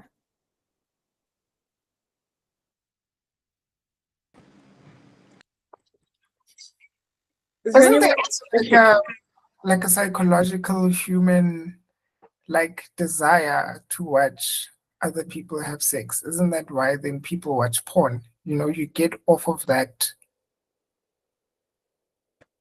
But I don't think in real life though. I watching people have sex through your phone and wanting to watch people, it's a different kind of involvement. Initially, it seemed like boys being naughty when he watched his cousin being with a girl. It seemed like something boys would do. But then now in this sex scene where he's watching people that he has been with and he's grown, it felt like he's really sexually deprived. You know, I thank you for mentioning the part about boys being boys wanting to watch. I felt like that was a really creepy thing for them to have done to Elizabeth. Like why she did not know Vivek was going to be watching, but Osita knew and Osita let it happen anyway. So she decided not to ever speak to any of the two of them made so much sense to me. It was so creepy. No belungu. Mm. With regards to the voyeurism, it was unexpected for me, but understanding that these two were in fact basically in love with each other and couldn't necessarily have each other. You know, I understand why there was that tidbit in there, and also this being a book that explores sexual orientation, you would expect that it would have, you know, a little bit of exploring other types of sexual encounters that people enjoy and people have. So voyeurism is a thing. People do it, and yeah. Right, thank you. Do you want to say something? Okay, Larato.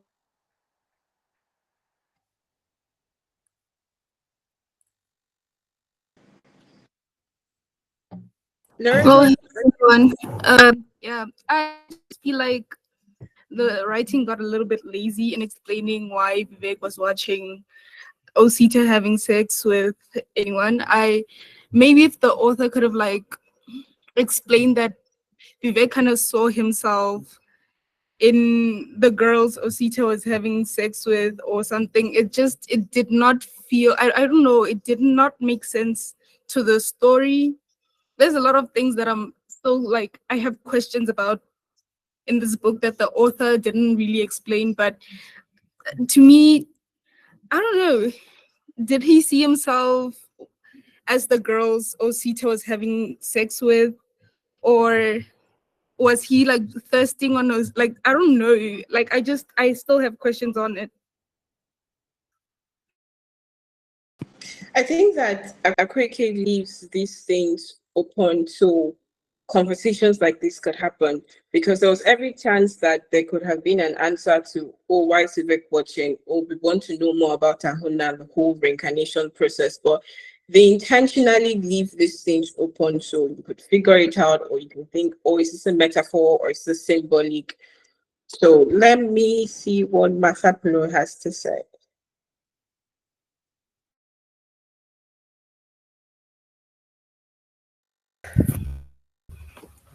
Hello everyone. I believe that, um, you know, it's like Don was just saying just now. Emezi writes in a way that's provocative, right? Like everything that they do is there to provoke some kind of question, some kind of reaction, some kind of conversation. And I think it goes back to not it goes back, but like an example of this is the way that, we have the incest side plot for literally no reason, like for no reason that actually makes sense, but it's there either way. And I believe that this is in order to like confront biases and prejudices in individual people. Like I imagine this book being intended for a much harsher audience than perhaps us, right? And people reading it and off the bat being judgmental of the queerness of the relationship, the question of Vivek's sexuality and gender, but then to a much more, I'm going to put this in quote marks, of the question of, sorry, I lost my train of thought. The question of the incest thing, like I feel like it's posed to the more woke audience to say, sure, you're okay with the queerness, you're okay with the sexuality, but are you okay with this, right? And I feel like they do this throughout the novel where they like confront multiple with like, it puts you in like such a conflicted state. And I think that this is so purposeful in the way that they write, because almost everything in this book does not make any sense, right? It forces you to sit down and say, is this a weird thing or am I just prejudiced, right? And I think that is, I could talk about this book for ages, guys. So Thank you so much. I agree with what you said. Akwaeke gets off, I'm going to say that, from these reactions. Like you think you're liberal enough. What about this? From her very first book, Freshwater had me like, what the hell are you doing here? But there's a conversation happening in the message I think is so important, and it was part of the list of questions. There were episodes where Vivek would completely zone out, his eyes would turn back into his head and all of that. And it got to a point where we didn't get so much of him having his thing anymore. I was wondering, do you think that Vivek's thing was him having depressive episodes, or is this another feature of him being a reincarnated person? Like, is he communing with his dead grandmother? What do you guys think? Maybe he just suffered from epilepsy, right? But it was never explored, and it was never. I think that's my only column with this book, is that there was so much emphasis on these blackouts, and then they just disappeared into thin air.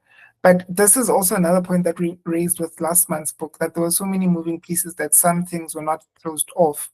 And such is life, right? Not everything in your life you close off, even when you die. On Lerato? Yeah, about the blackouts, I also thought it would tie into Vivek's death or something like that, maybe in the end of the story. But I think it was intentional to kind of like drop it off, to kind of explain how bizarre Vivek's behavior was from a lens of looking outside, how some things cannot be explained by anyone around him, such as his blackouts or his behavior, till we can't really explain what was happening to him and why he was having these blackouts. And it's, in a way, I did not appreciate that aspect of the book, but I kind of like understand how it can convey a message of how weird he was, in a sense, like how some things that even his mother doesn't have answers to, you know? Thank you so much for sharing that. Nobelungu, can I hear what you have to say? Yeah, I thought the blackouts were going to somehow tie in to some ancestral calling, especially with the situation around his birth, and his grandmother and all of that. That's where I thought they were heading towards with the fainting spells, but I was also quite disappointed that there was so much emphasis placed on that, only for it to just be dropped like that. So, at the beginning of this conversation, I remember when we were talking about if anyone follows the author on any social media platform. Yeah, so I've read about 3 of Akwaeke's works. I DNF'd 1, but I think that there's always a bit of her in her main characters. For example, if you follow Akwaeke in real life, you know that they identify as something in Igbo culture called Ogbanje, right? So Ogbanje, they're spirits that keep getting reborn into the family with the intent to die and put the family through pain. So the child gets born, the child dies after a while, comes back again. At times, the child comes back with the same marks, right? So Akwaeke in real life identifies as an Ogbanje. I also think that that was what she was trying to show through Vivek's busy spells, because in Igbo culture, it's a sign of a person being Ogbanje that they are always sickly and fidgety and sad. So I think, but she did not completely, there was no peak to that entire storyline, because if that was what she was trying to do, it would have made more sense to connect it better with Ahuna's death and Ahuna coming back and then the dizziness. But there was absolutely no mention of Ogbanje or anything. So I suspect that's what she was driving at. Does anyone else think anything otherwise? Okay, Kangawa. I honestly thought he was going to Twasa with that whole reincarnation thing, and also in his blackout episodes, he would talk. It felt like something took over his body, something like that. But then later on, I didn't quite understand. Well, there was nothing about how he handled that as a young adult. Thank you so much for adding that. Does anyone else have anything to say about Vivek's blackout, or how it added, or whether it was part of the things that derailed your experience of the book? Daisy, please. Thank you. Okay, and Drake next. The author specifically writes them as fugues in the book. And when I searched up the meaning, it meant something along the lines of like losing one's identity, like a loss of awareness of your identity. And so for me, I kind of clicked that the spells had kind of stopped once he had been fetched from varsity by his parents. And for me, it kind of symbolized that's kind of when it transitioned, right? For him, that's when it started to make sense that this is who he is, or who they are rather. So I think the blackout stopped once he kind of understood who, or once she kind of understood who she was. That makes so much sense. Thank you. Drake, please. I understood the blackouts, and I think I was okay with them not being fully explained, because already when there was the theme of reincarnation and an influence of the grandmother, spiritual, I don't want to say psychosis, because that just already puts it off into another realm, but I would say it manifests itself in different ways. Like you were saying, Dawn, like, they get sickly and there's no explanation for it. And I think they, Emezi, making it bringing it in, it was to emphasize the reincarnation of it, that this is a person who, the spiritual, the reincarnation, the spirit kind of does this to the physical vessel, like takes it away. I don't think for me, it felt rounded out. It felt like, oh, okay, the grandmother is their main ancestor, is the person at the forefront of them, and whatever they do, like, that's what happens. But I think maybe Emezi was writing towards an audience that already kind of knew that, like that you wouldn't have to explain it further. I don't know if I'm making sense. Like people who kind of know that thing of African spirituality, because I would say I've got cousins, including myself, who have spiritual callings. And in that happening, we all go through our different things. There was a period when I was sleepwalking and I just stopped. There was a period when I know I had a cousin who would frequently faint, and then that just stopped. But it's because the spirit wasn't like at home, it wasn't rested. And then it just kind of became over time, not through any ritual, not through any whatever. It just happened as it was. And if I was to write a biography about my life, it would be like, yeah, there was a certain time when I would sleepwalk, and there's no deeper explanation towards it apart from the fact that I do deal with a lot of my ancestors are very close and are very influential in my life. That's such a great insight. Because the thing Drake said about reiterating the reincarnation thing, in the last chapter, the 24th one, where we finally get to see from Nemdi's POV. She says, "I see how things work now from this side. I was born and I died and I will come back." So Vivek is actually going to reincarnate again. We'll never know what she'll reincarnate as. Does someone want to say something? I saw a hand up. No. Okay. No, so I'll jump in. We've got about 5 minutes left, right? And yes. I don't know if Dawn had a question, but I'd like to pose a question to the group. And to you, Dawn, I'd like to know how it was received in Nigeria, and then to the wider team, the death, the actual death. For me, it was very underwhelming when they died, especially how the book was built up. But I'd like to know what you guys' thoughts, and if Dawn, this was not the question, I'm sorry, wasn't it? Okay. So I have this one very final question before I tell you how the book was received in Nigeria. What do we think killed Vivek Oji?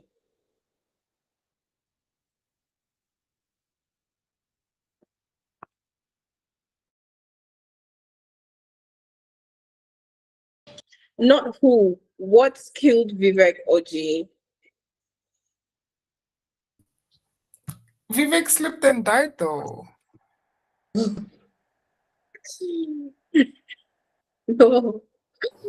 Okay, Martha, let Martha say something first. Okay, and Lakeni next.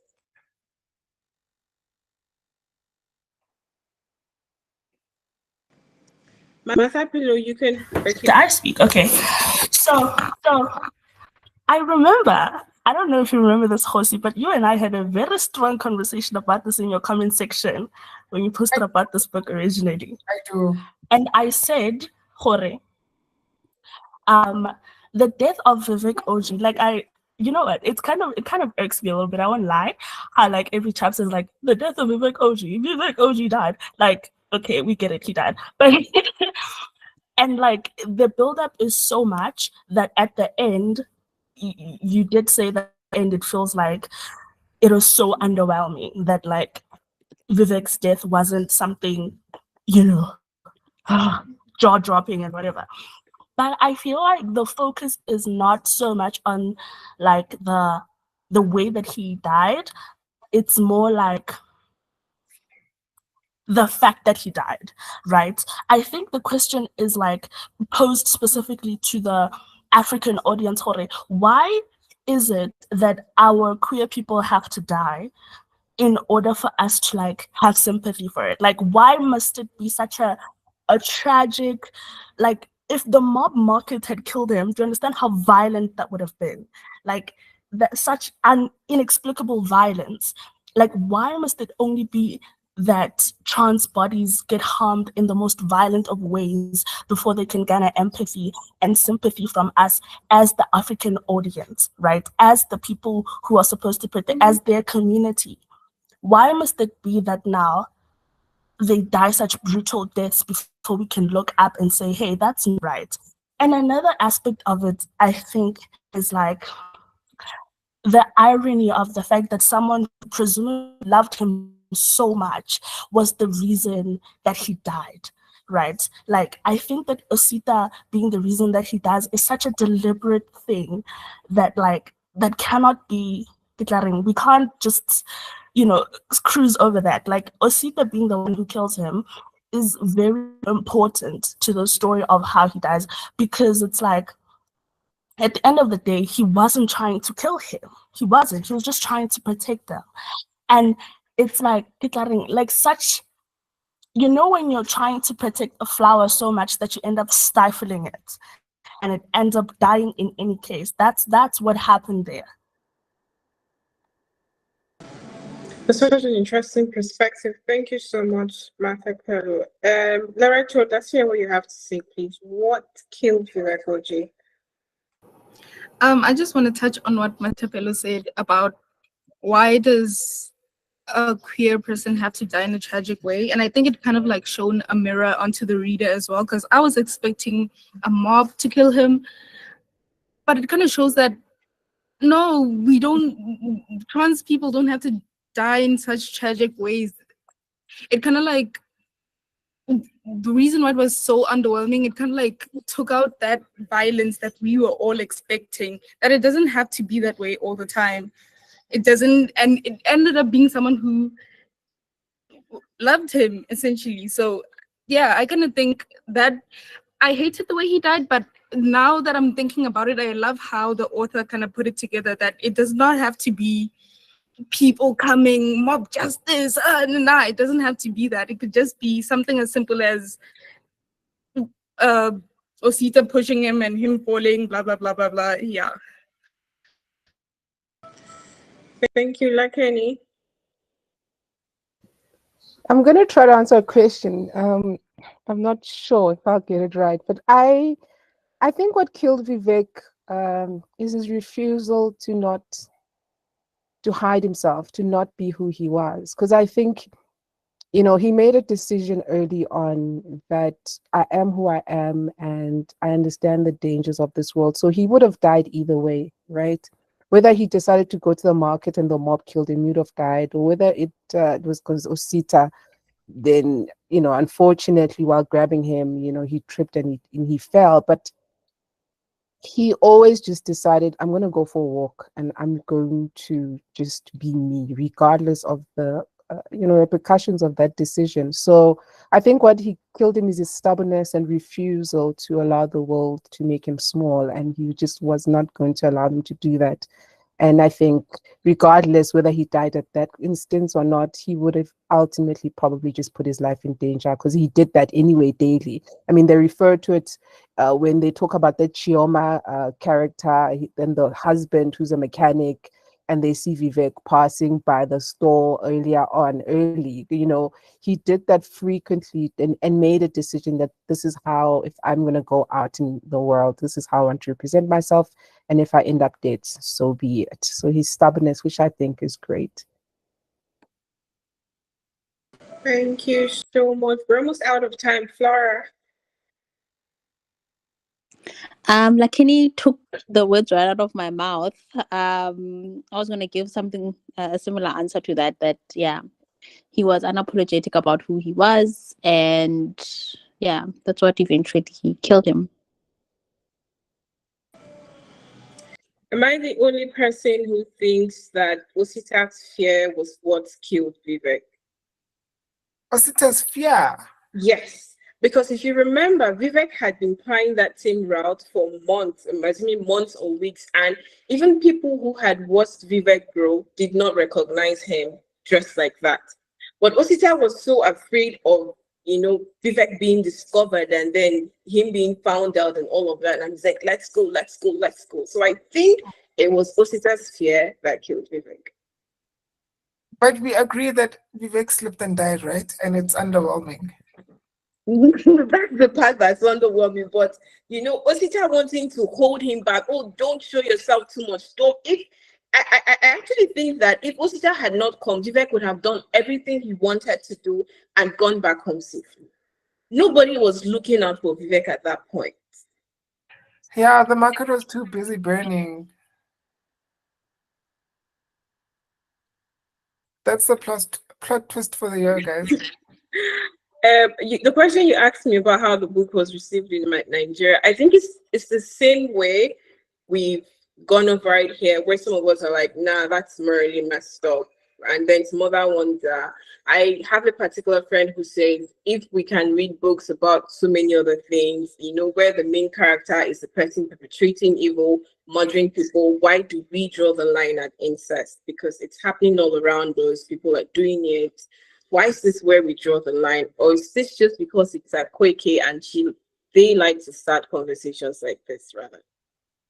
I would have thought that the queer theme would be the big thing, and then the incest would follow that in Nigeria.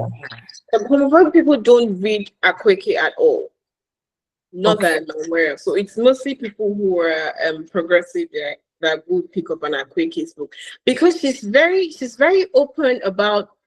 Sorry, they are very open about who they are on social media. So you go through their Twitter, their Instagram, you can already tell the kind of author, or where you read the synopsis most times, you have an idea what the book is going to be about. So they typically not bother picking that up. And most people who read in Nigeria are quite open-minded, to the best of my knowledge anyways.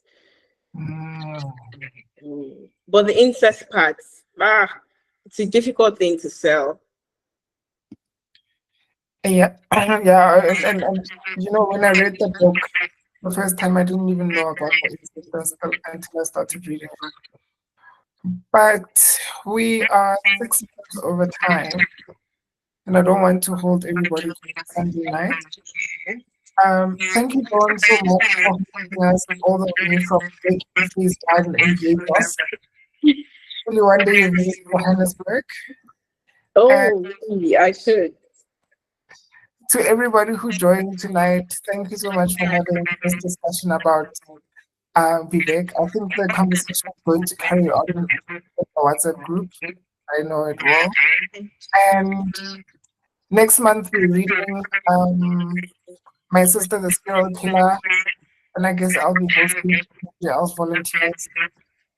I'm looking forward to that discussion because it was a groundbreaking, in my opinion. And yeah, thank you guys for joining me tonight. Thank you guys. See you next month.